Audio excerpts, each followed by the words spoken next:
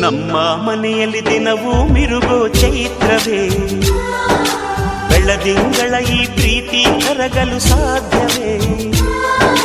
ನಮ್ಮ ಮನೆಯಲ್ಲಿ ದಿನವೂ ಮಿರುಗೋ ಚೈತ್ರವೇ, ಬೆಳದಿಂಗಳ ಈ ಪ್ರೀತಿ ಕರಗಲು ಸಾಧ್ಯವೇ?